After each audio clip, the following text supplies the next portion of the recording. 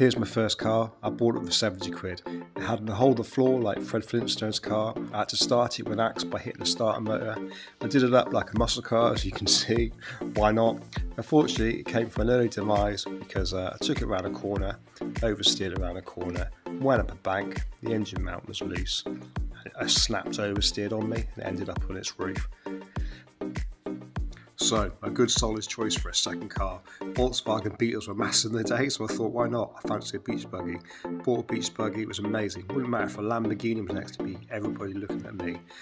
For a throttle cable, when the throttle cable broke, I had a bit of string put over the roll bar, which was a bit of fun.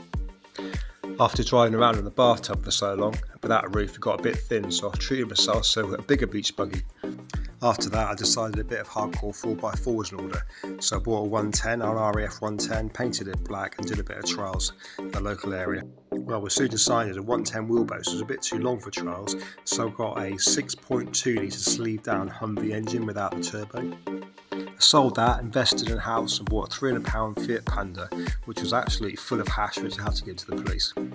Believe it or not, I used to tow my motocross bike around with that Fiat Panda, but this car was given to me for free, put a £270 engine in it, and it supported my motocross because obviously it was a free car.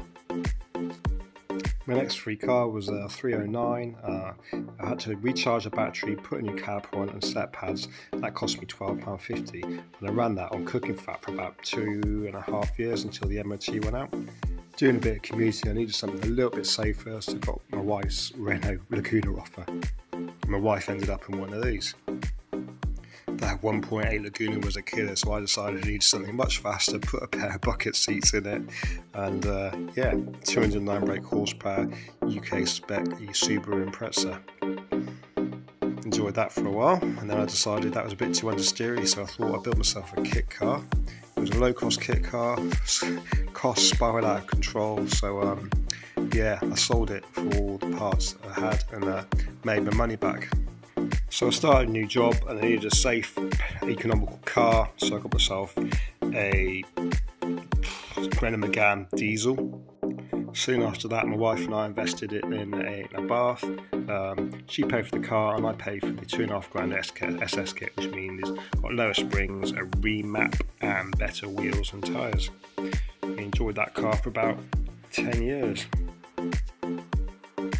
I decided I wanted to join the Fiat family.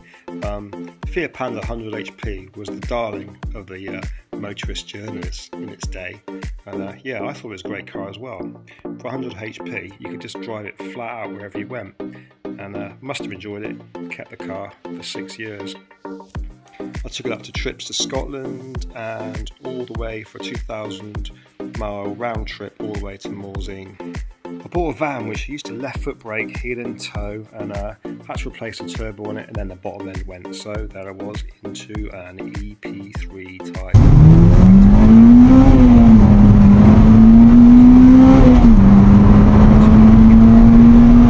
Dropped a valve, 170k on the motor, 14 owners, and there it is waiting to be scrapped. I got 600 quid for it and it went to Europe.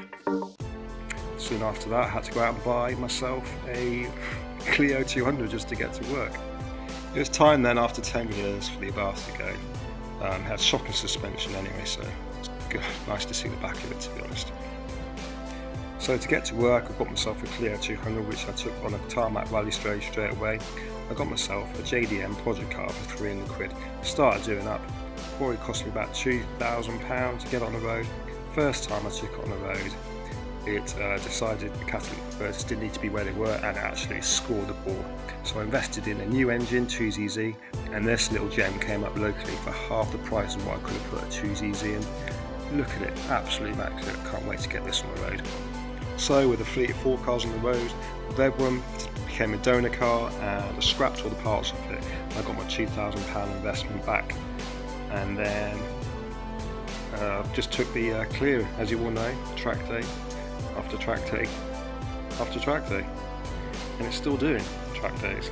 So that's the update on my fleet. I hope you enjoyed my car history, and look forward to catching you all on the next video.